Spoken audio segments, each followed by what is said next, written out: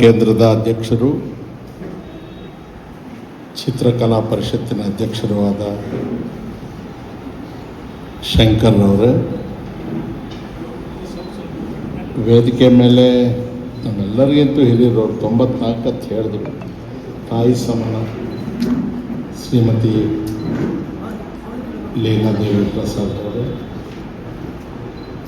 ಗೆಳೆಯರಾದ ಸಿಂಧ್ಯ ಅವರೇ, ಸುದರ್ಶನ್ ಅವರೇ, ನಾಡಗೌಡ್ರೆ, ನಾಗರಾಜ ಮೂರ್ತಿಗಳೇ, ನಾಗರಾಜ್ ಅವರೇ ಮತ್ತು ಎಲ್ಲ ಅಣ್ಣ ತಮ್ಮಂದರೆ ಹಾಗೂ ತಾಯಂದರೆ, ಎಲ್ಲಿಂದ ಪ್ರಾರಂಭ ಮಾಡಬೇಕು ಅಂತ ಭಾಳ ಪ್ರಯತ್ನ ಮಾಡಿದೆ. ಆವಾಗಿಂದ ಏನು ಮನಸ್ಸಿಗೆ ಬರ್ತಾ ಇಲ್ಲ. ಇದೆಲ್ಲವೂ ಕೂಡ ಸಮಕಾಲೀನ ರಾಜಕಾರಣದ ಇತಿಹಾಸ, ಸ್ವಲ್ಪ ಹಿಂದೆ ನಡೆದಂಥ ವಿಚಾರಗಳ ಪ್ರಸ್ತಾಪ. ನಾಗರಾಜ್ ಮೂರ್ತಿಯವರಲ್ಲೂ ವಿನಂತಿ ಮಾಡ್ತೇನೆ, ಮಾತಿಗೆ ಅವರನ್ನು ಮಾಜಿ ಪ್ರಧಾನಮಂತ್ರಿ ಅಂತ ಹೇಳೋದು ಯಾವ ಪ್ರಧಾನಮಂತ್ರಿ? ಅದಕ್ಕಿನ್ನೂ ಏನು ಮರ್ಯಾದೆ ಉಳಿದಿದೆ ಈ ದೇಶದಲ್ಲಿ? ಚಂದ್ರಶೇಖರ್, ಹಾಗೆ ನಾವು ಕೂಡ ಅಷ್ಟೇ. ನೀನು ಮಾಜಿ ಆದಾಗಿದ್ದೆ ಎಲ್ಲ ಚಲಾವಣೆಯಿಂದ ಆಚೆ ಬಿದ್ದುಬಿಟ್ಟಿದ್ವಿ. ಚಲಾವಣೆಯಿಂದ ಇಲ್ಲ ನಾವು. ಇವರ್ಯಾರು ನಮ್ಮ ಪುಣ್ಯಕ್ಕೆ ಬಂದು ಕೂತಿದ್ದಾರೆ, ನಮ್ಮದೇ ಅದೃಷ್ಟ. ಚಂದ್ರಶೇಖರ್ ಅವರ ಇತಿಹಾಸ ನನಗೆ ತಿಳಿದ ಹಾಗೆ ಸಾರ್ವಜನಿಕ ಜೀವನಕ್ಕೆ ಭಾಳ ಚಿಕ್ಕ ವಯಸ್ಸಲ್ಲಿ ಕಾಲಿಟ್ಟೆ ನಾನು. ಒಬ್ಬ ಕಥಾನಾಯಕ, ಖಳನಾಯಕನಾಗಿ ಅಂತ್ಯ ಆದದ್ದು. ನೀವು ಸ್ವಲ್ಪ ನಿಮ್ಮ ಸ್ವಭಾವ ಅದು ಮಲೆನಾಡಿನವರೇ ಹಾಗೆ, ಸ್ವಲ್ಪ ನೀವು ಹೆಚ್ಚು ಸುಸಂಸ್ಕೃತಿ. ನಾವು ಬಯಲುಸೀಮೆಯವರು ಸ್ವಲ್ಪ ಹೊರಟು ಕೆಲವನ್ನೆಲ್ಲ ಗೌರವಯುತವಾಗಿ ಯಾರಿಗೂ ನೋವಾಗಬಾರ್ದು ಅಂತ ಸ್ವಲ್ಪ ನೈಸಾಗಿ ಹೇಳಿದ್ರು ನೀವು. ಚಂದ್ರಶೇಖರ್ ಅನ್ನೋರು ಈ ದೇಶದ ರಾಜಕಾರಣದಲ್ಲಿ ಉದ್ಭವ ಆದದ್ದು 60ರ ದಶಕದಲ್ಲಿ. ಆಗ ದೇಶದಲ್ಲಿ ಮಲ್ಟಿನ್ಯಾಷನಲ್ಸ್ ಇರಲಿಲ್ಲ, ಬಹುರಾಷ್ಟ್ರೀಯ ಕಂಪನಿಗಳಿರಲಿಲ್ಲ. ಆರ್ಥಿಕ ವಲಯದಲ್ಲಿ ಬಹಳ ಮಟ್ಟಿಗೆ ಬಂಡವಾಳಶಾಹಿ ವ್ಯವಸ್ಥೆಯ ವಕೀಲರಾಗಿ, ಪ್ರತಿನಿಧಿಗಳಾಗಿ ಮೊನಾಪಲಿ ಹೌಸಸ್ ಇರ್ತಾ ಇತ್ತು. ರಾಜ್ಯಸಭೆಯಲ್ಲಿ ಮೊನಾಪಲಿ ಹೌಸಸ್ ವಿರುದ್ಧ, ಕನ್ನಡದಲ್ಲಿ ಏಕಸ್ವಾಮ್ಯ ಗುಂಪು ಅಂತ ಕರೀತಾರೆ, ಏನು ಮೊನಾಪಲಿ ಹೌಸಸ್ಗೆ ಇಡೀ ದೇಶದ ಗಮನವನ್ನು ತನ್ನ ಕಡೆಗೆ ಸೆಳೆಯುತ್ತಾರೆ. ನೆಹರು, ಕಾಮರಾಜರಂಥವರೆಲ್ಲರೂ ಕೂಡ ಇವರಿಗೆ ಆಕರ್ಷಿತರಾಗ್ತಾರೆ. ನಂತರ ಎಲ್ಲ ಒಂದೊಂದು ಸೆಂಟೆನ್ಸ್ ಹೇಳ್ಕೊಳ್ತಾ ಹೋಗ್ಬಿಡ್ತೇನೆ. 4-5 ಜನ ಮಾತಾಡೋರಿದ್ದೀವಿ, ಗಂಟೆ ಮಾತಾಡೋಕ್ಕಾಗಲ್ಲ. ಮತ್ತು ರಾಜ್ಯಸಭೆ 69ರ ಘಟನೆ. 67ರಲ್ಲಿ ಸಾವಿನ ಅಂಚಿನಲ್ಲಿತ್ತು ಕಾಂಗ್ರೆಸ್. 64ರಲ್ಲಿ ನೆಹರು ಸಾವು, ನಂತರ 2 ವರ್ಷಕ್ಕೆ ಶಾಸ್ತ್ರಿಯವ್ರ ಸಾವು, 67ಕ್ಕೆ ಕಾಂಗ್ರೆಸ್ಸಿನ ಸಾವಿಗೆಲ್ಲ ಸಿದ್ಧತೆ ನಡೆದಿತ್ತು. 10 ರಾಜ್ಯಗಳಲ್ಲಿ ಹೊರಟೋಯ್ತು ಕಾಂಗ್ರೆಸ್ ಪಕ್ಷ. ಅದರ ನಂತರದ ದಿನಗಳಲ್ಲಿ ಡಾಕ್ಟರ್ ಜಾಕೀರ್ ಹುಸೇನ್ ರವರು ನಿಧನ ಆದಾಗ ರಾಷ್ಟ್ರಪತಿ ಸ್ಥಾನಕ್ಕೆ ಮರು ಚುನಾವಣೆ ನಡೀಬೇಕಾಗುತ್ತೆ. ಕಾಂಗ್ರೆಸ್ ಪಕ್ಷ ಸಂಜೀವ್ ರೆಡ್ಡಿ ಅವರನ್ನು ಘೋಷಣೆ ಮಾಡುತ್ತೆ. ಇಂದಿರಾ ಗಾಂಧಿಯವರು ಅದಕ್ಕೆ ಭಾಗಿಯಾಗಿರ್ತಾರೆ. ನಂತರ ಕಾಂಗ್ರೆಸ್ಸಿನ ಒಳಗೆ ಇದ್ದಂಥ ಕೆಲವರು ಕಾಂಗ್ರೆಸ್ಸನ್ನು ಹಿಡಿತದಲ್ಲಿ ಇಟ್ಕೊಂಡಿದ್ರು. ಅವರು ಹಿಡಿತದಿಂದ ಬಿಡಿಸ್ಬೇಕು ಅಂತ ಹೇಳಿ ಇಂದಿರಾ ಗಾಂಧಿಯವರ ಮೇಲೆ ಪ್ರಭಾವ ಬೀರ್ತಾರೆ. ಕಮ್ಯುನಿಸ್ಟ್ ಪಕ್ಷದಲ್ಲಿದ್ದಂಥ ಕೆಲವರು, ಅಷ್ಟೊತ್ತಿಗಾಗಲೇ ಕಮ್ಯುನಿಸ್ಟ್ ಪಕ್ಷವನ್ನು ಬಿಟ್ಟು ಹೊರಗೆ ಬಂದಿದ್ದವರು ಕೆಲವರು, ಪ್ರಜಾ ಸೋಷಲಿಸ್ಟ್ ಪಾರ್ಟಿಯಲ್ಲಿದ್ದವರು ಕೆಲವರು, ಸಂಯುಕ್ತ ಸೋಷಲಿಸ್ಟ್ ಪಾರ್ಟಿಯಲ್ಲಿದ್ದವರು ಯಾರು ಹೆಚ್ಚಿಗೆ ಬರಲಿಲ್ಲ. ಇವರು ಎಲ್ಲರೂ ಕೂಡ ಇಂದಿರಾ ಗಾಂಧಿಯವರಿಗೆ ಧೈರ್ಯ ತುಂಬುತ್ತಾರೆ. ಅದರಲ್ಲಿ ಪ್ರಮುಖ ಪಾತ್ರ ಚಂದ್ರಶೇಖರ್ ಅವರು. ಅದು ಸಂಜೀವ್ ರೆಡ್ಡಿಯವರ ವಿರುದ್ಧ ಅಂತಲ್ಲ, ಅಥವಾ ಇನ್ಯಾರೋ ವಿರುದ್ಧ ಅಂತಲ್ಲ. ಇವರೆಲ್ಲರೂ ಕೂಡ ಕಾಂಗ್ರೆಸ್ ಸಂಸ್ಥೆಯ ಒಳಗೆ ಅಲ್ಲಿಯವರೆಗೆ ಯಾರು ಸಿಂಡಿಕೇಟ್ ಅಂತ ವರ್ಗೀಕರಿಸಲ್ಪಟ್ಟಿರ್ತಾರೆ, ಇವರು ಆರ್ಥಿಕ ವಿಚಾರಗಳಲ್ಲಿ ಬಂಡವಾಳಶಾಹಿಗಳ ಪರ ಒಲವಿರ್ತಕ್ಕಂಥವರಾಗಿರ್ತಾರೆ. ಅದೇ ಪ್ರಗತಿಪರದ ರಾಜಕಾರಣದ ಮೊದಲನೇ ಹಂತ. ಸರಿ, ಉಳಿದದ್ದು ಮೋಹನ್ ದಾರಿ ಅವರು, ಅರ್ಜುನ್ ನಾರ್ಗೆ, ಅರೋರಾ, ಸುಭದ್ರಾ ಜೋಶಿ, ಕೃಷ್ಣಕಾಂತ್ ಅವರು, ಚಂದ್ರಜಿತ್ ಯಾದವ್, ರಘುನಾಥ್ ರೆಡ್ಡಿ, KR ಗಣೇಶು, ಸಾವಿರ ಹೆಸರುಗಳು ಹೇಳ್ತಾರೆ. ನಂದಿನಿ ಸತ್ಪತಿ ಅಲ್ಲ. ಇದರ ಪರಿಣಾಮ ಕಾಂಗ್ರೆಸ್ ಎರಡಾಗುತ್ತೆ. ರಾಜಧನ ರದ್ದತಿ ಒಂದು, ಬ್ಯಾಂಕ್ಗಳ ರಾಷ್ಟ್ರೀಕರಣ ಒಂದು. ಈ ಎರಡೂ ಕಾರ್ಯಕ್ರಮಗಳು ಇಂದಿರಾ ಗಾಂಧಿಯವರು ಘೋಷಣೆ ಮಾಡ್ತಾರೆ. ಅನುಷ್ಠಾನಗೊಳಿಸೋದಕ್ಕೆ ಅವರಿಗೆ ಸಾಕಷ್ಟು ಬಲ ಸಂಸತ್ತಿನಲ್ಲಿ, ರಾಜ್ಯಸಭೆಯಲ್ಲಿ ಇರೋದಿಲ್ಲ. ಆ ಸಂದರ್ಭದಲ್ಲಿ ವೈಚಾರಿಕವಾಗಿ ಬಹಳ ಸ್ಪಷ್ಟತೆಯಿಂದ ಇಂದಿರಾ ಗಾಂಧಿಯವರನ್ನ ಒಬ್ಬ ಪ್ರಗತಿಪರ ನಾಯಕಿ ಅಂತ ಹೇಳಿ, ಇದು ಜನಪರವಾದಂತಹ ನಿಲುವು ಅಂತ ಹೇಳಿ ಸಮರ್ಥನೀಯವಾಗಿ ದೇಶಕ್ಕೆ ಹೇಳುವ ಶಕ್ತಿ ಇದ್ದಂಥವರು, ನಿಸ್ವಾರ್ಥವಾಗಿದ್ದಂಥವರು ಚಂದ್ರಶೇಖರ್. ಸೊ ಅದಾಯಿತು. ರಾಜ್ಯಸಭೆಯಲ್ಲಿ ಮಸೂದೆ ಬಿದ್ದೋಯ್ತು. 1 ವರ್ಷ ಮೊದಲೇ ಪಾರ್ಲಿಮೆಂಟ್ ಚುನಾವಣೆ ಆಗುತ್ತೆ. ಕಾಂಗ್ರೆಸ್ ಪಕ್ಷಕ್ಕೆ ನೆಹರು ಅವ್ರ ಕಾಲದಲ್ಲಿ ಬಂದದಕ್ಕಿಂತ ಸೀಟ್ ಹೆಚ್ಚು ಬಂದ್ಬಿಡುತ್ತೆ. ಪುನಃ ಬೆಲೆ ಏರಿಕೆ, ಆಡಳಿತದಲ್ಲಿ ಏನು ಹೇಳ್ಕೊಂಡಷ್ಟು ಪ್ರಗತಿ ಕಾಣಲಿಲ್ಲ. ಕಾಂಗ್ರೆಸ್ಸಲ್ಲೇ ಇದ್ದಂಥ ಪ್ರಗತಿಪರರು ಯಾರಿಷ್ಟೆಲ್ಲ ಮಾಡಿದ್ರು ಅವ್ರಿಗೂ ಸ್ವಲ್ಪ ಬೇಸರ ಶುರುವಾಗುತ್ತೆ. ಯಾವಾಗಲೂ ಕೂಡ ಆವತ್ತು ಇವತ್ತು ಅಧಿಕಾರದಲ್ಲಿ ಇರುವವರ ಸುತ್ತ ಯಾರಿರ್ತಾರೆ, ದಿವಸ ಕಿವಿಗೆ ಊದೋರು. ವಿಶ್ವದ ಇತಿಹಾಸವೂ ಅಷ್ಟೇ, ಭಾರತದ ಇತಿಹಾಸವೂ ಅಷ್ಟೇ, ರಾಜ್ಯದ ಇತಿಹಾಸ. ಅವರಷ್ಟು ಯಶಸ್ವಿ ನಾವು ಯಾರೂ ಆಗೋದಿಲ್ಲ. ಅವರು ಇಂದಿರಾ ಗಾಂಧಿ ಹೇಳಕ್ಕೆ ಶುರು ಮಾಡ್ತಾರೆ, ಯಾವೊಂದೇನಿದೆಯಮ್ಮ ನಿನ್ನನ್ನು ನೋಡಿ ಹಾಕಿರೋದು ಅಂತ. ಆಯಮ್ಮನಿಗೂ ಕೂಡ 67ರಲ್ಲೂ ನಾನು ಇತ್ತಲ್ಲ, ನನ್ನ ನೋಡಿ ಯಾಕೆ ಹಾಕಲಿಲ್ಲ, ನಾನೇನಾದರೂ ಹೊಸದಾಗಿ ಏನಾದರೂ ಮಾಡಿದ್ನ. ಈ ಆರ್ಥಿಕ ಚಿಂತನೆಗೆ ಜನ ಬೆಂಬಲ ಕೊಟ್ಟಿದ್ದಾರೆ ಅಂತ ತಿಳ್ಕೊಳ್ಳೋಷ್ಟು ಸಾವಧಾನ ಅವ್ರಿಗೂ ಇಲ್ಲದೆ ಹೋಯ್ತು. ಘರ್ಷಣೆ, ನನ್ನಿಂದಾಗಿ ಕಾಂಗ್ರೆಸ್ ಬಂತ, ಈ ಆಲೋಚನೆಗಳಿಂದಾಗಿ ಕಾಂಗ್ರೆಸ್ ಬಂತ. ಸರಿ, ನನ್ನಿಂದಲೇ ಬಂತು ಅಂತಕ್ಕಂಥದ್ದು ಒಂದು ಭದ್ರವಾಗಿ ಕೂತಾಗ ಸಂಜಯ್ ಗಾಂಧಿಯವರ ರಾಜಕೀಯ ಪ್ರವೇಶ.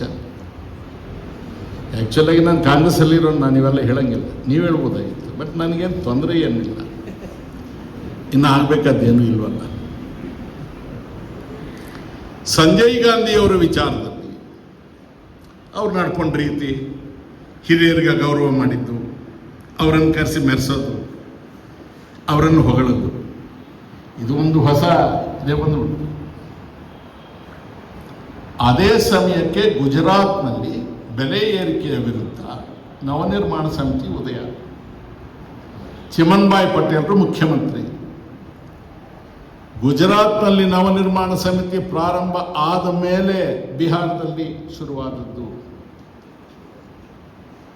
ನಾನು ಎಲ್ಲ ಬ್ರೀಫ್ ಮಾಡ್ಕೊಂಡು ಹೊರಟೋಗ್ತಾ ಇದ್ದೀನಿ. ಜಯಪ್ರಕಾಶ್ ನಾರಾಯಣರವರು ಪತ್ರ ಬರೀತಾರೆ, ಎಲ್ಲ ಆದಮೇಲೆ ಅವ್ರು ಏನು ಹೇಳಿದ್ದು ಭಾಳ ಸರಳ ಹೇಳಿದ್ದು, ಸಂವಿಧಾನೇತರ ಮೂಲಗಳಿಂದ ಬರುವ ಆದೇಶಗಳನ್ನು ಗೌರವಿಸಬೇಡಿ, ದೇಶ ಮುಖ್ಯ ಅಂತ ಹೇಳಿದ್ರು. ಸರಿ, ಅಲಹಾಬಾದ್ ಹೈಕೋರ್ಟ್ ಜಡ್ಜ್ಮೆಂಟು. ಅದಾದಮೇಲೆ ಇಂದಿರಾ ಗಾಂಧಿ ಅವ್ರಿಗೆ ತೊಂದರೆ, ಎಮರ್ಜೆನ್ಸಿ. ಈ ಮಧ್ಯೆ ತಾವು ಪ್ರಸ್ತಾಪ ಮಾಡಿದ್ರಿ, ಕಾಂಗ್ರೆಸ್ ಸಂಸ್ಥೆಯಲ್ಲಿ ಇಬ್ಬಾಗ ಆದಾಗ 69ರಿಂದ ಆಚೆಗೆ ಸಾಕಷ್ಟು ಜನ ಪ್ರಗತಿಪರವಾಗಿ ಆಲೋಚನೆ ಮಾಡ್ತಕ್ಕಂಥವರು, ಸಾಮಾನ್ಯ ವರ್ಗದಿಂದ ಬಂದಂಥವರು ಕಾಂಗ್ರೆಸ್ಸಲ್ಲಿ ಸಕ್ರಿಯವಾಗಿದ್ದರು, ಬೇರೆ ಬೇರೆ ಜಾಗಗಳಲ್ಲಿದ್ದರು. 71ರ ಲೋಕಸಭೆ ಚುನಾವಣೆ ಆದ ಮೇಲೆ ಇಂದಿರಾ ಗಾಂಧಿಯವರ ಪಾಪ್ಯುಲಾರಿಟಿ ಉತ್ತುಂಗದಲ್ಲಿದ್ದಾಗ ಕಲ್ಕತ್ತಾದ ಬಿಧಾನ್ ನಗರ್ ಪ್ರದೇಶದಲ್ಲಿ AICC ಎಲೆಕ್ಷನ್ ನಡೆಯುತ್ತೆ. ಸಿದ್ಧಾರ್ಥ ಶಂಕರ್ ರೈ ಅವರು ಮುಖ್ಯಮಂತ್ರಿ ಆಗಿರ್ತಾರೆ. ಕಾಂಗ್ರೆಸ್ ಸಂಸ್ಥೆಯ ಒಳಗೆ ಆಂತರಿಕ ಪ್ರಜಾಪ್ರಭುತ್ವವನ್ನು ಗೌರವಿಸಿ ವರ್ಕಿಂಗ್ ಕಮಿಟಿಗೆ ಎಲೆಕ್ಷನ್ ಮಾಡ್ತಾರೆ. ನಾನು ಆವತ್ತು ಕಲ್ಕತ್ತಾದಲ್ಲಿದ್ದೆ, ನಾನು ಕಾಂಗ್ರೆಸ್. ಆ ಕಚ್ಚೆ ಹೀಗೆ ಹಿಡ್ಕೊಂಡು ಆ ಚಂದ್ರಶೇಖರ್ ಹೋಗ್ತಾ ಇದ್ರೆ ಯಾವ ಇಂದಿರಾ ಗಾಂಧಿನೋ ಯಾವ ಸಂಜಯ್ ಗಾಂಧಿ ಜನ ಹುಚ್ಚಿಡ್ದು ಕಾಂಗ್ರೆಸ್ ಇಡೀ ವರ್ಕರ್ಸು ಚಂದ್ರಶೇಖರಿಂದ ಹೋಗ್ತಾ ಇದ್ರು. ಅವರು ಒಂದು ಒಪ್ಪಂದ ಮಾಡ್ಕೊಂಡು ಇಂಥವ್ರ ಕ್ಯಾಂಡಿಡೇಟ್ಸು ಅಂತ ಮಾಡ್ತಾರೆ. ಆ ಕ್ಯಾಂಡಿಡೇಟ್ಸ್ ಲಿಸ್ಟಲ್ಲಿ ಚಂದ್ರಶೇಖರ್ ಅವ್ರ ಹೆಸರು ಇರೋದಿಲ್ಲ. ಬಂಡಾಯಗಾರನಾಗಿ ಅವರು ಕಾಂಗ್ರೆಸ್ ವರ್ಕಿಂಗ್ ಕಮಿಟಿಗೆ ಚುನಾವಣೆಗೆ ನಿಂತಾರೆ. ಹೈಯೆಸ್ಟ್ ವೋಟ್ಸ್ ಅಂದರೆ ಕಾಂಗ್ರೆಸ್ಸಿನ ಒಳಗೂ ಕೂಡ ಅವತ್ತಿಗೆ ಇದನ್ನು ಇಷ್ಟಪಡ್ತಕ್ಕಂಥವ್ರು, ಸಮರ್ಥಿಸ್ತಕ್ಕಂಥವ್ರು ಇದ್ರಲ್ವ. ಸನ್ನಿವೇಶಗಳು, ಸಂದರ್ಭಗಳು ಹೇಗಾಗಿ ಬರುತ್ತೋ ಗೊತ್ತಾಗುತ್ತಿಲ್ಲ. ಎಮರ್ಜೆನ್ಸಿ ಆಯಿತು. ಈ ಪ್ರಾಮಾಣಿಕರು ಅಪ್ರಾಮಾಣಿಕರಲ್ಲಿ ಎರಡು ವಿಧ. ಅವಕಾಶವೇ ಸಿಗದೇ ಇದ್ರೆ ಏನು ಅಪ್ರಾಮಾಣಿಕ ಆಗುತ್ತೆ. ನನಗೆ ಒಳಗೆ ಆಸೆ ಇದೆ, ಬಟ್ ಚಾನ್ಸ್ ಒಂದು ಸಿಗಬೇಕಲ್ಲ. ಅವಕಾಶ ನಿಮ್ಮ ಬಾಗಿಲಲ್ಲಿದ್ದಾಗ ಪ್ರಾಮಾಣಿಕರಾಗಿ ಉಳಿಯೋದಕ್ಕೆ ಬಹಳ ಯೋಗ್ಯತೆ ಬೇಕಾಗುತ್ತೆ. ಚಂದ್ರಶೇಖರ್ ಅವರು ಆಸ್ತಿ ಪಾಸ್ತಿ ಇನ್ನೊಂದು ಮತ್ತೊಂದು ಮಾಡೋದವರಾಗಿದ್ದರೆ ಎಲ್ಲೋ ಇರ್ಬೋದಾಗಿತ್ತು. ಆ ಸರಳತೆ ಇದೆಯಲ್ಲ, ನೀವು ಯಾರ ಹಿಸ್ಟ್ರಿನಾದರೂ ತಗೊಳ್ಳಿ, ಲೋಹಿ ಅವ್ರದ್ದು ತಗೊಳ್ಳಿ, ಕರ್ಪೂರಿ ಠಾಕೂರ್ ತಗೊಳ್ಳಿ, ಕಾಮರಾಜ್ ತಗೊಳ್ಳಿ, ದೇವರಾಜ್ ಅರಸ್ ತಗೊಳ್ಳಿ, ಅಥವಾ ನೀವು ಚಂದ್ರಶೇಖರ್ ಅವ್ರ ತಗೊಳ್ಳಿ, ಯಾರು ಸರಳವಾಗಿರ್ತಾರೆ, ಎಲ್ಲರ ಜೊತೆ ಬಹಳ ಈಸಿಯಾಗಿ ಮಿಕ್ಸ್ ಆಗ್ತಾರೆ, ಕೂತ್ಕೊಂಡು ಕೇಳ್ತಾರೆ, ಮನುಷ್ಯರನ್ನ ಒಂದೆರಡು ಸಲ ಭೇಟಿಯಾದರೆ ಹೆಸರು ನೆನಪಿಟ್ಕೊಳ್ತಾರೆ. ಅಂಥವ್ರ ಸ್ಥಾನ ಈ ದೇಶದ ರಾಜಕೀಯ ಭೂಪಟದಲ್ಲಿ ಶಾಶ್ವತ. ಅವ್ರು ಏನಾದರೂ ಹೋದ್ರು ಅನ್ನೋ ಪ್ರಶ್ನೆ ಬೇರೆ. ಗನ್ಮನ್ಗಳು, PAಗಳು, ನಿಮ್ಮಲ್ಲಿ ಅಡಿಗೆ ಮಾಡೋರು ಮುಖಾಂತರಲೇ ಪರಿಚಯ ಆದವರು ಜ್ಞಾಪಕ ಇರುವಂತಹ ಕಾಲ ಇದು. ಯಾವ ಕಾರಣಕ್ಕೆ ನಾವು ಚಂದ್ರಶೇಖರ್ ಅವರನ್ನು ನೆನಪಿಸ್ಕೋಬೇಕು? 69ರಲ್ಲಿ ಕಾಂಗ್ರೆಸ್ ಇಬ್ಬಾಗ ಆಗುತ್ತೆ, ಪಾರ್ಲಿಮೆಂಟ್ ಚುನಾವಣೆ ನಡೆದಿರೋದಿಲ್ಲ, ಇಡೀ ದೇಶ ಸಂಚಾರ ಮಾಡ್ತಾರೆ. ಅವ್ರೇನು ನಮ್ಮ ಮಂತ್ರಿ ಕೂಡ ಅಲ್ಲ, ಆಫೀಸ್ ಬೇರೆಯವರು ಅಲ್ಲ, ಪಾರ್ಟಿ ಆಫೀಸ್ ಬೇರೆಯವರು ಅಲ್ಲ. ಗುಲ್ಬರ್ಗದಲ್ಲಿ ಇಂದಿರಾ ಗಾಂಧಿ ಅವ್ರ ಪರವಾಗಿ ಅವ್ರು ಭಾಷಣ ಮಾಡ್ತಾರೆ. ವೀರೇಂದ್ರ ಪಾಟೀಲ್ ಮುಖ್ಯಮಂತ್ರಿ ಆಗಿರ್ತಾರೆ, ಇವನ್ನೆಲ್ಲ ಅರೆಸ್ಟ್ ಮಾಡಿ ಕೇಸಸ್ ಹಾಕ್ತಾರೆ ಇವ್ರ ಮೇಲೆ. ಆವಾಗ ಅವರು ಚಂದ್ರಶೇಖರ್ ಮಾಜಿ ಪ್ರಧಾನಮಂತ್ರಿ ಅಲ್ಲ, ಯಂಗ್ಟರ್ ಚಂದ್ರಶೇಖರ್. ನಾವು ಅವರನ್ನು ಸಂಬೋಧಿಸಬೇಕಾಗಿರೋದು ಯಂಗ್ಟರ್ ಚಂದ್ರಶೇಖರ್. ಆ ಯಂಗ್ಟರ್ ಚಂದ್ರಶೇಖರ್ ನಮಗೆ ಕಾಂಗ್ರೆಸ್ಸಲ್ಲಿದ್ದಂತಹ ಚಿಕ್ಕ ವಯಸ್ಸವರಿಗೆ ಆವತ್ತು ನಮಗೆ ಬಹಳ ದೊಡ್ಡ ರೋಲ್ ಮಾಡಿಲ್ಲ. ಮೊನಾಪ್ಲಿ ಹೌಸಸ್ ವಿರುದ್ಧ ಮಾತಾಡ್ತಾರೆ, ಬ್ಯಾಕ್ವರ್ಡ್ ಕ್ಲಾಸಸ್ ವಿರುದ್ಧ ಮಾತಾಡ್ತಾರೆ. ಕಾಂಗ್ರೆಸ್ ವರ್ಕಿಂಗ್ ಕಮಿಟಿ ಅಂತಂದರೆ ಸಭೆ ಕರೆಯೋದಕ್ಕೆ ಹಿಂಜರಿಯತಕ್ಕಂಥ ದಿನಗಳು ಬರುತ್ತೆ. ಯಾವಾಗ ರಾಜೀನಾಮೆಗೆ ಗೌರವ ಬರೋದು, ಯಾವಾಗ ಹೋರಾಟ ಅಂತ ಕರೆಯೋದು, ಮರು ಆಲೋಚನೆ ಇಲ್ಲದೆ ಒಂದು ನಿಮಿಷ ಕಾಯ್ದೆ ಒಂದು ಸ್ಥಾನದಲ್ಲಿದ್ದು ಇರುವ ಸ್ಥಾನನ ಆ ನಿಮಿಷಕ್ಕೆ ಬಿಡ್ತೀನಿ ಅಂತ ತೀರ್ಮಾನ ತಗೊಂಡ್ರೆ ಅದು ರಾಜೀನಾಮೆ. ಈ ದೇಶದಲ್ಲಿ ರಾಜೀನಾಮೆಗೆ ಮೊದಲು ಗೌರವ ತಂದವರು ಲಾಲ್ ಬಹದ್ದೂರ್ ಶಾಸ್ತ್ರಿ. ರೈಲು ಆಕ್ಸಿಡೆಂಟ್ ಆದರೆ ಅದೆಂಥ ಸೂಕ್ಷ್ಮ ಮನುಷ್ಯ, ಅಥವಾ ಎಷ್ಟು ಜನ ಸತ್ತೋರು, ಎಷ್ಟು ಕುಟುಂಬಗಳು ಬೀದಿ ಬಿದ್ದು, ನನಗ್ಯಾಕೆ ಬೇಕಪ್ಪ ಇದ್ರ ಸವಾಸ ಆಗ್ತಾರೆ. ಮತ್ತೊಬ್ಬರು ಯಶೋಧರಮ್ಮ ದಾಸಪ್ಪ. ಆಮೇಲೆ ಹೊಸ ಕಲ್ಚರ್ ಶುರುವಾಯಿತು. ಮಂತ್ರಿಯನ್ನ ಅಪಾಯಿಂಟ್ ಮಾಡಿದ್ರೆ ಇವನು ರಾಜೀನಾಮೆ ಕೊಡಬೇಕಾದ್ರೆ ಮುಖ್ಯಮಂತ್ರಿ ಕೊಡೋದಿಲ್ಲ, ಹೈಕಮಾಂಡಿಗೆ ಕೊಡೋದು. ಈ ರಾಜೀನಾಮೆ ನಾಟಕಗಳು, ಆ ರಾಜೀನಾಮೆಯನ್ನು ಕಂಪ್ಲೀಟ್ ಡಿವ್ಯಾಲ್ಯೂ ಮಾಡಬಾರ್ದು. Congress Working Committee is the highest policy making body. He was elected with the highest number of votes, even as against the wishes of Mrs. Indira Gandhi. ತುರ್ತು ಪರಿಸ್ಥಿತಿ ಬಂದಾಗ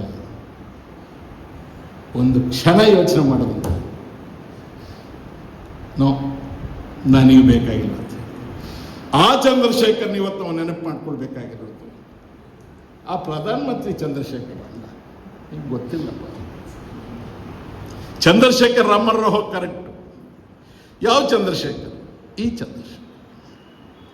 ಬಟ್ ಅವರು ನಮಗೆ ಮನುಷ್ಯರಲ್ವಾ ಚಂದ್ರಶೇಖರ್ ಅವರು ಕೂಡ. ನಾವೆಲ್ಲ ಕಾಂಗ್ರೆಸ್ಸಲ್ಲಿದ್ವಿ. ಅರಸೋರು ಮನುಷ್ಯ ನಾನು. ನನಗೆ ಹೇಸಿಗೆ ಆಗಲಿ, ನಾಚಿಕೆ ಆಗಲಿ, ಭಯ ಆಗಲಿ, ಮುಲಾಜಾಗಲಿ ಏನೂ ಇಲ್ಲ. ಐ ಆಮ್ ಅನ್ ಅರ್ಸೂಸ್ ಮ್ಯಾನ್. ಇನ್ನು ಒಂದು ನಿಮಿಷಕ್ಕೆ ಪ್ರಾಣ ಹೋಗುತ್ತೆ ಅನ್ನೋ ಒಬ್ಬರು ಕೂಡ ಎಸ್, ನಾನು ಅರಸುವನ್ನ ಆಚಾರ ವಿಚಾರಗಳನ್ನು ಗೌರವಿಸ್ತೇನೆ. ನನಗೆ ನವರಿಗೆ ಬಂದು ಕೊಡೋದೇನು. ನಾವೆಲ್ಲರೂ ಕೂಡ ಜನತಾ ಪಕ್ಷಕ್ಕೆ ಬಂದು ಹೆಗಡೆ ಅವರು ಮುಖ್ಯಮಂತ್ರಿ ಅರಸೂರಿದ್ದಾಗ ಗೇಣಿದಾರರ ಭೂಹಿತ ಕಾಪಾಡೋದಕ್ಕೆ ಭೂ ಸುಧಾರಣಾ ಶಾಸನವನ್ನು ಜಾರಿಗೆ ತಂದದ್ದು. ಅದೊಂದು ಮೌನ ಕ್ರಾಂತಿ. ಮಾತಾಡದೆ ಇಡೀ ದೇಶದಲ್ಲಿ ಎಲ್ಲೂ ಇಲ್ಲದೆ ಇರತಕ್ಕಂಥ, ಕಮ್ಯುನಿಸ್ಟ್ರಿಗೂ ಮೀರಿದಂತಹ ಪ್ರಗತಿಪರವಾದಂತಹ ಭೂ ನ್ಯಾಯ ಮಂಡಳಿಗಳನ್ನು ಸ್ಥಾಪನೆ ಮಾಡಿ 16 ವರ್ಷ 106 ವರ್ಷದಿಂದ ದುಡಿತಾ ಇದ್ದಂಥ ಗೇಣಿದಾರರಿಗೆ ಈ ಗೇಣಿ ನಿಲ್ಸಪ್ಪ, ನೀನು ಈ ಭೂಮಿಗೆ ಒಡೆಯ ಅಂತಕ್ಕಂಥ ಅವನಿಗೆ ಒಂದು ಮರು ಬದುಕನ್ನು ಕೊಟ್ಟರು ದೇವರಾಜ. ಹೆಸರು ಇಂದಿರಾ ಗಾಂಧಿ ಮಾಡಿದ್ದು ದೇವರಾಜ. ಯಾರು ತಲೆ ಕೆಡಿಸಿದ್ರೋ ಹೆಗಡೆಯವರಿಗೆ ಗೊತ್ತಿಲ್ಲ. ಆ ಶಾಸನದಲ್ಲಿ ಒಂದು ಸಲ ಭೂ ನ್ಯಾಯ ಮಂಡಳಿಯಲ್ಲಿ ತೀರ್ಮಾನ ಆದರೆ ಹೈಕೋರ್ಟ್ಗೆ ಹೋಗಬೇಕು. ಭೂ ನ್ಯಾಯ ಮಂಡಳಿ ಮುಂದೆ ವಕೀಲರು ಅಪಿಯರ್ ಆಗುವಂತಿಲ್ಲ. ಸ್ಥಳೀಯ ಜನನೇ ಸದಸ್ಯರು, ಅವರೇ ನ್ಯಾಯಾಧೀಶರು. ಹೆಗಡೆ ಅವರು ಮುಖ್ಯಮಂತ್ರಿ ಆಗಿದ್ದಾಗ ಭೂ ನ್ಯಾಯ ಮಂಡಳಿಗಳ ಮೇಲೆ ಜಿಲ್ಲಾ ಮಟ್ಟದಲ್ಲಿ ಮೇಲ್ಮನವಿ ಪ್ರಾಧಿಕಾರವನ್ನು ಸ್ಥಾಪನೆ ಮಾಡಬೇಕು ಅಂತ ತೀರ್ಮಾನ. ನಾನು ಜನತಾ ಲೆಜಿಸ್ಲೇಚರ್ ಪಾರ್ಟಿ ಮೀಟಿಂಗಲ್ಲಿ ವಿರೋಧ ಮಾಡಿದೆ. ರಾಚಯ್ಯನವರು, ಅಬ್ದುಲ್ ನಜೀರ್ ಸಾಹೇಬರು, ವಿಶೇಷವಾಗಿ ರಘುಪತಿಯವರು, ಇವರೆಲ್ಲ ಇಲ್ಲಪ್ಪ ಅದೆಲ್ಲ ಏನೇನೋ ಆಯ್ತಲ್ಲ, ಯಾಕೆ ಅದನ್ನು ಎಳೆದಾಡ್ತೀಯ, ಕರೆಂಟ್ ಟ್ರೆಂಡ್ ಬೇರೆ ಥರ ಇದೆ, ಸಾಧ್ಯವೇ ಇಲ್ಲ, ಐ ವಿಲ್ ನಾಟ್ ಎಗ್ರಿ. ನಾನು ಸ್ವಲ್ಪ ಭಾವಾವೇಶಕ್ಕೆ ಒಳಗಾಗೋ ಮನುಷ್ಯ. ಒಂದು ಪತ್ರ ಹೆಗಡೆಯವರಿಗೆ ಬರೆದುಬಿಟ್ಟೆ ನಾನು. ಬಹಳ ಕಠಿಣವಾಗಿತ್ತು ಆ ಪತ್ರ. ಕನ್ನಡಪ್ರಭದಲ್ಲಿ ಫಸ್ಟ್ ಪೇಜಲ್ಲಿ ಕೆಳಗಡೆ ಬಾಕ್ಸ್ ಹಾಕಿ ಸತ್ಯನಾರಾಯಣ ಅವರು ಬರೆದು, ಇದು ಬಹಳ ತಪ್ಪು, ಗೇಣಿದಾರರಿಗೆ ತೊಂದರೆ ಆಗುತ್ತೆ, ಇದು ಅರಸೋವರಿಗೆ ನೀವು ಬಹಳ ಅಗೌರವ ಮಾಡಿದಂತಾಗುತ್ತೆ ಅಂಥೇಳಿ ಕಡೆಯಲ್ಲಿ ಒಂದು ಸೆಂಟೆನ್ಸ್ ಸೇರಿಸ್ಬಿಟ್ಟಿದ್ದೆ ನಾನು. ನನಗೆ ಉದ್ದಕ್ಕೂ ನನ್ನನ್ನು ಅದೇ ಕೊಲ್ತಾ ಇರೋದು. ನಮ್ಮ ದೇಶದ ಪ್ರಜಾಪ್ರಭುತ್ವ ವ್ಯವಸ್ಥೆಯಲ್ಲಿ ಒಬ್ಬ ಮನುಷ್ಯ ನಾಯಕ ಆಗಿದ್ದನ ಇಲ್ವಾ ಅನ್ನೋದು ನಿರ್ಣಯ ಆಗೋದು ಅವನ ಅಂತಿಮ ಯಾತ್ರೆಯ ದಿವಸ. ಯಾವುದೇ ಅಧಿಕಾರದಲ್ಲಿ ಇಲ್ಲದೆ ಇದ್ದಂತಹ ಕಾಮರಾಜರು ಎಮರ್ಜೆನ್ಸಿಯಲ್ಲಿ ತೀರ್ಕೊಂಡಾಗ ಅವ್ರ ಶವ ನೋಡಲಿಕ್ಕೆ ಲಕ್ಷಾಂತರ ಜನ ಸೇರ್ತಾರೆ, ನೂಕುನುಗ್ಗಲಲ್ಲಿ 4-5 ಜನ ಸತ್ತು ಹೋಗ್ತಾರೆ. ಕರ್ನಾಟಕದಲ್ಲಿ ದೇವರಾಜ ಅರಸರಿಗೆ ಸಿಕ್ಕಿದಂತಹ ಅಂತಿಮ ಯಾತ್ರೆ ಬಹುಶಃ ಇದುವರೆಗೂ ಯಾರಿಗೂ ಸಿಕ್ಕಿಲ್ಲ. ನಿಮ್ಮ ಆಯ್ಕೆ ಆ ಯಾತ್ರೆ ಹೇಗಿರಬೇಕೋ, ಆವಾಗ ಜನನಾಯಕನಾಗಿ ಹೇಗಿರಬೇಕು ಅಂತಕ್ಕಂಥದ್ದು, ಅಥವಾ ಮುಖ್ಯಮಂತ್ರಿ ಸ್ಥಾನನ ನಿರ್ಣಯ ಮಾಡಿಕೊಳ್ಳಿ ಅಂತ ಅನ್ನೋ ಅರ್ಥದಲ್ಲಿ ಬರ್ತದೆ. ಚಂದ್ರಶೇಖರ್ ಅವರು ನಮ್ಮ ಪ್ರೆಸಿಡೆಂಟ್ ಇಲ್ಲಿ, ಎಂ ಚಂದ್ರಶೇಖರ್. ಖಾದ್ರಿ ಶಾಮಣ್ಣ ಅವರು ಮಾರನೇ ದಿವಸವೇ ಕನ್ನಡಪ್ರಭದಲ್ಲಿ ಬಹಳ ವಿಕಾರವಾಗಿ ನನ್ನ ಮೇಲೆ ಒಂದು ಸಂಪಾದಕೀಯವನ್ನೇ ಬಂದ, ಅಂದರೆ ನಾನು ಅರೆಹುಚ್ಚ ಅನ್ನೋದು. ಆವಾಗಲೇ ನೀವು ಹೇಳ್ತಾ ಇದ್ರಿ ಕೆಲವ್ರಿಗೆ ಹುಚ್ಚಿಡಿಯೋದು ಬಹಳ ಒಳ್ಳೆಯ ಲಕ್ಷಣ. ಎಲ್ಲರಿಗೂ ಹುಚ್ಚಿಡಿದ್ರೆ ಸಮಾಜ ನೆಟ್ಟಿಗಿರೋದು, ಕೆಲವರು ಹುಚ್ಚಿಡಿರಬೇಕು. ಯಾವ ಥರದ್ದು ಹುಚ್ಚು ಅನ್ನೋದು ಮುಖ್ಯ ಅಷ್ಟೆ. ಅವರು ನನ್ನ ಅರೆಹುಚ್ಚ ಅಂತ ಕರೆದಾಗ ನಾನು ಅದಕ್ಕೆ ಸಂತೋಷಪಟ್ಟೆ, ಬೇಸರ ಪಟ್ಟೆ. ಹೋಗ್ಲಿ, ಖಾದ್ರಿ ಶಾಮಣ್ಣಂತ ಹಿರಿಯರು, ಅವರು ಲೋಹಿ ಅವ್ರ ಜೊತೆಗಿದ್ದವರು, ಸಮಾಜವಾದಿಗಳು, ಅವ್ರ ದೃಷ್ಟಿಗೆ ನಾನು ಬಿದ್ದನಲ್ಲ, ಇಷ್ಟೇ ಸಾಕು ಅಂತ. ಸೊ ಚಂದ್ರಶೇಖರ್ ಸಾರ್ ಅವರು ನಮ್ಮ ಅಧ್ಯಕ್ಷರು, ಗಾಂಧಿವಾದಿ ಅಂದರೆ ಗಾಂಧಿವಾದಿ. ಅವ್ರ ಮಗನ ಆವಾಗಲೇ ಪರಿಚಯ ಮಾಡಿಸಿದ್ರು ಬೇಕಾದ್ರೆ. ಅವರು ನನ್ನನ್ನು ಜನತಾ ಪಕ್ಷದಿಂದ ಅಮಾನತು ಮಾಡಿದ್ರು. ಸರಿ, ನನಗೆ ಯಾರೋ ಒಬ್ಬರು ಭಾಳ ಇಂಟ್ರೆಸ್ಟಿಂಗ್ ಆಗಿರೋ ಒಬ್ಬರು ಜರ್ನಲಿಸ್ಟು ಫೋನ್ ಮಾಡಿ, ಈ ಚಂದ್ರಶೇಖರ್ ಅವ್ರಿಗೆ ಫೋನ್ ಮಾಡಿ, ಆಲ್ ಇಂಡಿಯಾ ಪ್ರೆಸಿಡೆಂಟ್. ನಾವು ಪರಿಚಯ ಇಲ್ಲಪ್ಪ, ನಮ್ಮ ಫೋನಲ್ಲಿ ಯಾರು ತಗೊಳ್ತಾರೆ, ನೀನು ಮಾಡು. ನಾನು ಫೋನ್ ಮಾಡಿದೆ, ಅವ್ರಿಗೆ ಕೊಟ್ಟರು ಫೋನ್. ಅದು ಯಾವ ಥರ ಮಾತಾಡ್ತಾರೆ ಅಂದರೆ, ಅವರು ನನಗೆ ಎಷ್ಟೋ ವರ್ಷಗಳು ಪರಿಚಯ ಇದ್ದಂಗೆ, ಆ ವಾತ್ಸಲ್ಯ ಇತ್ತಲ್ಲ, ನಾನು ಇವತ್ತಿಗೂ ಕೂಡ ಮರೆಯೋಕೆ, ನೀವು ಕರೆದದಕ್ಕೆ ನಾನು ಬಂದಿರೋದಕ್ಕೆ ಒನ್ ಆಫ್ ದಿ ರೀಸನ್ಸ್ ಕ್ಯಾ ಹೋಗ ಎಲ್ಲ ಎಕ್ಸ್ಪ್ಲೇನ್ ಮಾಡಿದೆ. ಹೇಳಿದ ಮೇಲೆ ನನಗೆ ಬೇವಕೂಫ್ ಆಗಿತ್ತು. ನನಗೊಂದು ಸ್ವಲ್ಪ ಉರ್ದು ಹಿಂದಿ ಒಂಚೂರು ಬರುತ್ತೆ. ಬೇವಕೂಫಿ तो हो गया साहब, माफ़ी मांगता है, नहीं मांगूंगा सर. तो ये बेवकूफ़ी नहीं, ये बदमाशी है. हाँ सही है सर, मैं थोड़ा बदमाशी भी हूँ. ಒಂದು ನಕ್ಕಿದ್ದಾರೆ ಫೋನಲ್ಲಿ, ನಕ್ಬಿಟ್ಟು, I will speak to Chandrashekhar, you stick to your stand, I will advise Hegde to withdraw this bill. ಆ ಚಂದ್ರಶೇಖರ್ ಯಾರು ರಾಜ್ಯಸಭೆಯಲ್ಲಿ ಮೊನಾಪ್ಲಿ ಹೌಸಸ್ ವಿರುದ್ಧ ಮಾತಾಡಿದರು, ಯಾರು ಕಾಂಗ್ರೆಸ್ ವರ್ಕಿಂಗ್ ಕಮಿಟಿಗೆ ರಾಜೀನಾಮೆ ಕೊಟ್ಟು ಹೊರಗಡೆ ಬಂದು ಜೈಲಿಗೆ ಹೋಗ್ತಾರೆ, ಯಾರು ಒಂದು ಪಕ್ಷದ ಅಧ್ಯಕ್ಷನಾಗಿ ತನ್ನ ಪಕ್ಷ ರಾಜ್ಯದಲ್ಲಿ ಆಡಳಿತ ನಡೆಸುವಾಗ ಇದು ಜನಪರವಾದ ನಿಲ್ಲುವಲ್ಲ ಅಂತ ಹೇಳಿದ್ರೆ, ಒಬ್ಬ ಸಾಮಾನ್ಯ ಮನುಷ್ಯ, ನನ್ನ ಪರಿಚಯ ಇಲ್ಲ, ಏನಿಲ್ಲ, ಅಷ್ಟಕ್ಕೆ ನನ್ನ ಮಾತಿಗೆ ಬೆಲೆ ಕೊಡ್ತಾರೆ. ಅದು ಏನು ಹೇಳುತ್ತೆ ಅಂದರೆ, ಆತ ಎಂಥ ಗೌರವಸ್ಥ, ಸಮಾಜದ ಬಗ್ಗೆ ಆತಗಿಂತ ಕಳಕಳಿ. ಪ್ರಾಬ್ಲಮ್ ಎಲ್ಲಿ ಬರುತ್ತೆ, ನಾನು ಹೇಳಿದೆ ಕಥಾನಾಯಕ ಖಳನಾಯಕ ಆದರು ಅಂತ. ಇಷ್ಟೆಲ್ಲ ವರ್ಚುವಸ್ ಇದ್ದಂಥ ಚಂದ್ರಶೇಖರ್ ಅವರು ಪ್ರಧಾನಮಂತ್ರಿ ಆಗಕ್ಕೆ ಪ್ರಯತ್ನ ಪಡಲ್ಲ, ಮಂತ್ರಿ ಆಗಕ್ಕೆ ಪ್ರಯತ್ನ ಪಡಲ್ಲ, ದೇಶ ಅಂತ ಒದ್ದಾಡ್ತಾರೆ. ಹಲವಾರು ವರ್ಷಗಳು ಕಳೆದು ಹೋಗುತ್ತೆ. ಇಂದಿರಾ ಗಾಂಧಿಯವರ ಹತ್ಯೆ ಆಗುತ್ತೆ, ರಾಜೀವ್ ಗಾಂಧಿಯವರು ಪ್ರೈಮ್ ಮಿನಿಸ್ಟರ್ ಆಗ್ತಾರೆ, ವಿ.ಪಿ. ಸಿಂಗ್ ಅವರು ರಾಜೀವ್ ಗಾಂಧಿಯವರು ಮಂತ್ರಿಮಂಡಲದ ಮಂತ್ರಿ ಆಗಿರ್ತಾರೆ. ಏನೇನು ಕಾರಣಗಳು, ಏನು ರಾಜೀವ್ ಗಾಂಧಿಯವರಿಗೆ ವಿ.ಪಿ. ಸಿಂಗ್ ಅವರಿಗೆ ಅಭಿಪ್ರಾಯ ಭೇದಗಳು ಬರುತ್ತೆ. ವಿ.ಪಿ. ಸಿಂಗ್ ಒಬ್ಬ ಮಹಾಗೌರವಸ್ಥ, ಪ್ರಾಮಾಣಿಕ, ಅತ್ಯಂತ ಸರಳ ಮನುಷ್ಯ, ಮತ್ತು ಅಧಿಕಾರಕ್ಕೆ ಅಂಟ್ಕೊಳ್ಳೋ ಮನೋಭಾವದವರಲ್ಲ, ಅಪಚಾರ ಮಾಡೋ ಹಾಗಿಲ್ಲ ಯಾರಿಗೂ ಕೂಡ. ಅವರು ಹೊರಗೆ ಬಂದಾಗ ಅವರ ಸಂಸ್ಥೆಯನ್ನು ನಮ್ಮ ಹಿ ಸ್ಟಾರ್ಟೆಡ್ ಅನ್ ಆರ್ಗನೈಸೇಷನ್, ಜನಮೋರ್ಚಾ, ರಾಮದನ್ ಅವರು ಇವರೆಲ್ಲ ಸೇರಿ ಮಾಡಿದಾಗ ನಿಂತ ನೀರಲ್ಲ ರಾಜಕಾರಣ, ಹರಿಯೋ ನೀರು.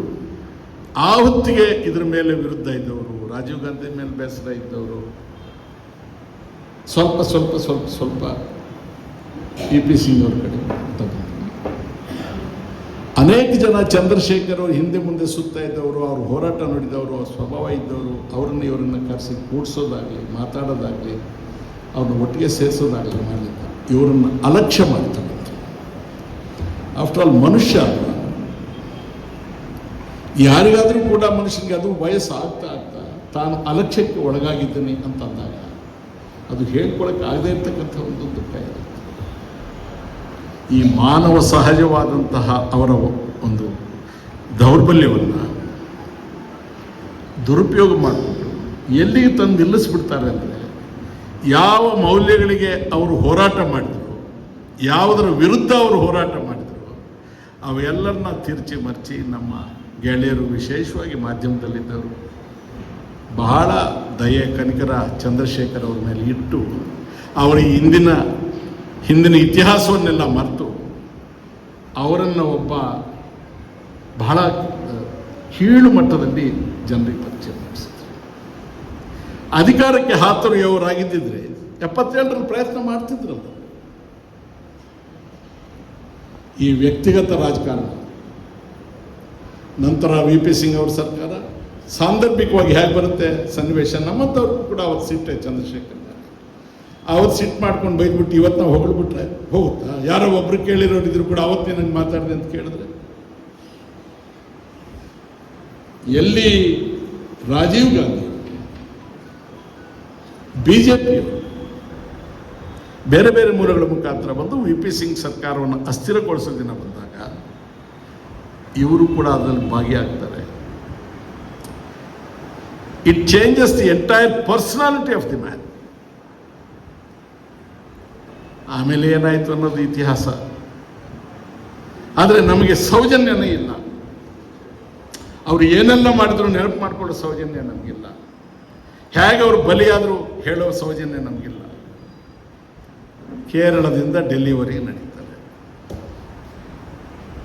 ಏನು ಅವರು ಚಕ್ರವರ್ತಿ ಆಗಕ್ಕೆ ನಡೆದ್ರ, ಪ್ರೈಮ್ ಮಿನಿಸ್ಟರ್ ಆಗಕ್ಕೆ ನಡೆದ್ರ? ನೀವು ಹೇಳಿದರೆ ಅವಾಗ ಶೂಸು ಕೂಡ ಇರಲಿಲ್ಲ. ವಿನೋಬಾ ಭಾವೆ ಅವರ ನಂತರ ದೇಶದಲ್ಲಿ ನಡೆದರು.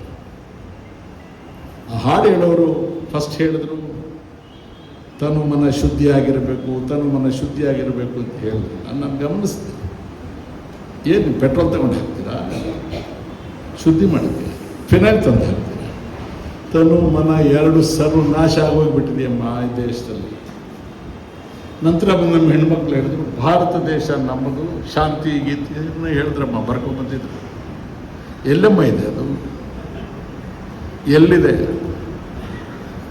ಒಂದು ಹೆಣ್ಮಗಳ ಗರ್ಭದಲ್ಲಿರ್ತಕ್ಕಂಥ ಮಗುವಿಗೆ ಒಂದು ಸಮಾಜಕ್ಕೆ ಸೇರಿದವರು ಅಂತ ತ್ರಿಶೂಲ ಹಾಕಿ ಚುಚ್ಚಿ ಜೈ ಶ್ರೀರಾಮ್ ಅಂತ ಕೂಗೋ ದೇಶದಲ್ಲಿ ಮಾನವೀಯತೆ ಉಳಿದಿದೆಯಾ? ಭಾರತೀಯತೆ ಉಳಿದಿದೆಯಾ? ಶಾಂತಿ ಉಳಿದಿದೆಯಾ? ಯಾವ ವ್ಯಾಲ್ಯೂಸ್ಗಾಗಿ ಚಂದ್ರಶೇಖರ್ ಅವರು ತಮ್ಮ ಕಡೆ ಉಸಿರಿನವರೆಗೆ ಹೋರಾಟ ಮಾಡಿದ್ರು, ಅವು ಸಾಯ್ತಾ ಇದ್ದಾವೆ. ಚಂದ್ರಶೇಖರ್ ಅವರು ದಿವಂಗತರು, ನಾವು ದಿವಂಗತರು, ಬದುಕಿರೋರು ಅವರು ಜೀವಂತಲೇ ಇದ್ದಾರೆ ಅವರ ವಿಚಾರಗಳಿಗಾಗಿ. ನಾವು ಆ 3 months ಪೀರಿಯಡನ್ನು ಬಿಟ್ಟು, ಅದರ ಹಿಂದೆ ನಡೆದಂಥ ಘಟನೆಗಳನ್ನು ಬಿಟ್ಟು, ಈ ದೇಶದ ಸಾರ್ವಜನಿಕ ಜೀವನದಲ್ಲಿ ಉಪಯುಕ್ತವಾದಂಥ ಏನೇನು ಕೆಲಸಗಳನ್ನು ಅವರು ಮಾಡಿದ್ದಾರೆ, ಯಾವುದೇ ಸ್ಥಾನದಲ್ಲಿದ್ದರೂ ಕೂಡ ಇಲ್ಲದೇ ಇದ್ದರೂ ಕೂಡ ಎಲ್ಲರನ್ನೂ ನಿಗ್ರಹಿಸುವ ಆ ಧಾರಿಢ್ಯ ಏನಿತ್ತು, ಆ ಶಕ್ತಿ ಏನಿತ್ತು, that is the quality of A leader. ಈ ದೇಶದ ದೌರ್ಭಾಗ್ಯ ಅವರು ಪ್ರೈಮ್ ಮಿನಿಸ್ಟರ್ ಆಗಲಿಲ್ಲ. ಎಷ್ಟೋ ವರ್ಷಗಳ ದೇಶದ ಪ್ರೈಮ್ ಮಿನಿಸ್ಟರ್ ಆಗಬೇಕಾಗಿತ್ತು. ಬಟ್ ಇವೆಲ್ಲ ಆಗತ್ತೆ, ಯೋಗ ಗೀಗ ಅಂತೆಲ್ಲ ನೀವೆಲ್ಲ ಹೇಳಿದ್ರಿ. ಸೊ ನಾವು ಮಾತಾಡೋವಾಗಲೂ ಕೂಡ ಭಾಳ ಜಾಗ್ರತೆಯಿಂದ ಹೇಳಬೇಕಾಗತ್ತೆ. ಒಂಚೂರು ಆಚೆ ಈಚೆ ಹೇಳಿದ್ರು ಕೂಡ ನಾಳೆನೇ ಬೇರೆ ಏನೇನೋ ಬಂದ್ಬಿಡುತ್ತೆ. ಈಗ ಯಾರ ಕಣ್ಣಿಗೂ ಕಾಣಿಸ್ದೆ, ಯಾರಿಗೂ ಸಿಗದೆ ನಾವು ಬಚ್ಚಿಟ್ಕೊಂಡು ಒಂಥರ ಅಪರಾಧಿಗಳ ಥರ ನಾವು ಅಜ್ಞಾತದಲ್ಲಿದ್ದೇವೆ. ನೀವು ಕರೆದು ಬಿಟ್ರಿ, ನಾನು ನಿಮಗೆ ಬರ್ತೀನಿ ಅಂತ ಮಾತು ಕೊಟ್ಬಿಟ್ಟೆ. ಆಮೇಲೆ ನೀವು ಚಿತ್ರದುರ್ಗದ ಹೇಳಿದ್ರಿ, ಅವ್ರು ಅವತ್ತು ಡಿಕ್ಲೇರ್ ಮಾಡಿಬಿಟ್ರು. ನನ್ನ ಪುಣ್ಯಕ್ಕೆ ನಾನು ಇರಲಿಲ್ಲ ಅವತ್ತು, ನನಗೆ ಪ್ರಾಣಕ್ಕೆ ಬರ್ತಾಯಿತ್ತು. ನಾನು ಏನು ಬಿಡು ಅಂದರೆ ಬಿಡ್ತೀನಿ, ನಾನ್ ವೆಸ್ಟ್ ಏನು ಬಿಡಿದ್ರೆ ಬಿಡೋನಲ್ಲ. ಸೊ ನಮ್ಮ ಅದೃಷ್ಟ ಚೆನ್ನಾಗಿತ್ತು, ನೀವಿದ್ರಿ ನಾವಿರಲಿಲ್ಲ. ಸಿಂಧ್ಯಾ ಅವ್ರಿಗೆ ಲೇಟ್ ಆಯಿತಾ?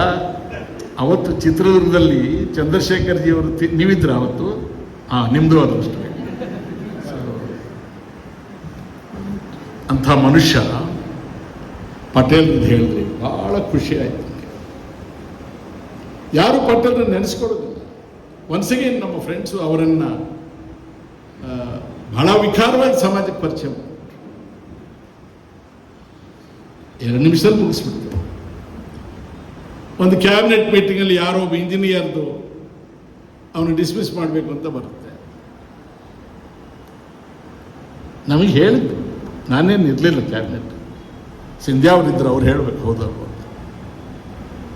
ಎಲ್ಲರೂ ಓಕೆ ಓಕೆ ಅಂತಾರೆ. ಬಟ್ ಪಟೇಲ್ರು ಕೇಳ್ತಾರೆ, ಏನಪ್ಪ ಡಿಸ್ಮಿಸಲ್ವರೆಗೂ ಬಂದ್ಬಿಟ್ಟಿದೆ ಅವನ ಫೈಲು, ಅವ್ನು ಯಾವ ಜಾತಿಯವನು ಯಾರು ಸ್ವಲ್ಪ ನೋಡ್ರಪ್ಪ. ಒಂದು ವೇಳೆ ಬ್ರಾಹ್ಮಣರವನ್ನಾಗಿದ್ದರೆ ಹೆಗಡೆ ಅವ್ರ ಚೀಫ್ ಮಿನಿಸ್ಟ್ರು ಫೈಲ್ ಇಲ್ಲಿವರೆಗೂ ಬರ್ತಾ ಇರಲಿಲ್ಲ.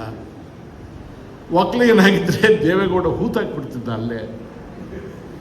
ಲಿಂಗಾಯತದಾದರೆ ಅವ್ರಿಗೆ ಗಟ್ಸೇ ಇರೋದಿಲ್ಲ. ಶೆಡ್ಯೂಲ್ ಕಾಸ್ಟ್ ಆದರೆ ಮೆತ್ತಿಗೆ ಶೆಡ್ಯೂಲ್ ಕಾಸ್ಟ್ ಪರವಾಗಿ ರಾಜೇನವ್ರು ಮಾತಾಡಿ, ಇವನು ಯಾವನ ಎಲ್ರಿಗೂ ತಪ್ಪದವನು ಇರ್ತಾನ್ರಿ, ಇವತ್ತು ಡಿಸ್ಮಿಸ್ ಮಾಡೋದು ಬೇಡ, ವಿವರ ತರಿಸ್ಕೊಂಡು ಇನ್ನೊಂದು ಮೀಟಿಂಗ್ ಇಡಿ ಅಂತ ಹೇಳಿದ್ರೆ ಅವನು ಮಡಿವಾಡ್ರವನು. ಆವಾಗ ಹೇಳ್ತಾರೆ ಕ್ಯಾಬಿನೆಟ್ಟಲ್ಲಿ, ಅವ್ನು ಯಾರು ಇಲ್ವಲ್ಲಪ್ಪ ದಿಕ್ಕು, ಏನೋ ಒಂದು ಪನಿಷ್ಮೆಂಟ್ ಕೊಟ್ಟು ಬಿಸಾಕಿ ಡಿಸ್ಮಿಸ್. ಅದು JH ಪಟೇಲ್, ಅದು JH. ಅವನು ಬಸವನ ಫಾಲೋ,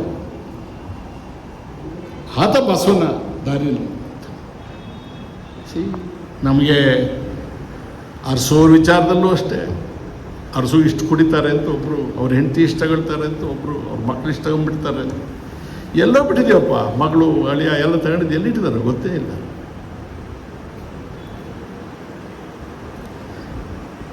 ನಾವು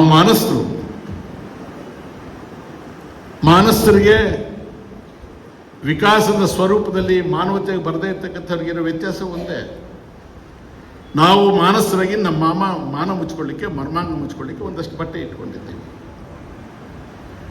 ಅದಕ್ಕೆ ಕೇರ್ ಮಾಡದೇ ಇರೋರು, ಅದನ್ನು ಬಿಚ್ಚಿ ಬಿಸಾಕಿರೋರು ಹೆಚ್ಚಿಗೆ ಜನ ಆಗ್ಬಿಟ್ಟಿದ್ದಾರೆ.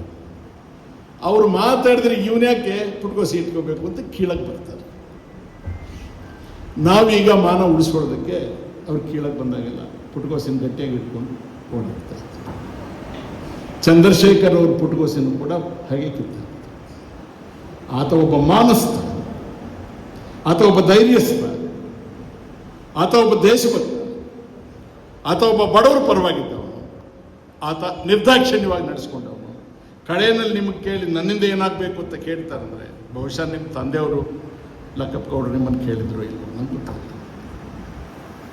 That is what is more important, that is what is more important. ಅವರೇ ನಾಯಕರು.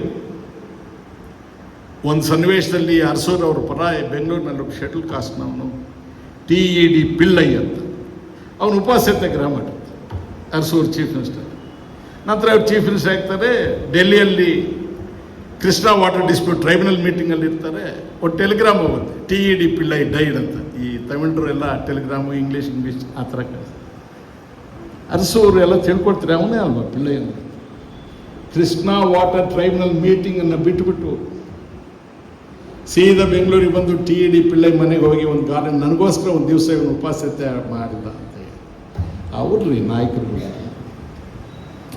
ನೀನೇನೋ ಒಂದು ಸ್ಥಾನಕ್ಕೆ ಬಂದುಬಿಟ್ರೆ ಮಂತ್ರಿ ಆಗೋದಿಲ್ಲಪ್ಪ. He who wins the hearts of people, conquers the hearts of people, is the leader, whether he or she. So he has conquered our hearts. He is our leader. Our salutations to him. ನೀವು ನಮ್ಮನ್ನು ಕರೆದು ಗೌರವಿಸಿದ್ರಿ, ಸ್ವಲ್ಪ ಹೆಚ್ಚಿಗೆ ಸಮಯ ತಗೊಂಡೆ ಅಂತ ಕಾಣ್ತದೆ, ದಯಮಾಡಿ ಕ್ಷಮಿಸಬೇಕು. ಎಲ್ಲರಿಗೂ ನಮಸ್ಕಾರ.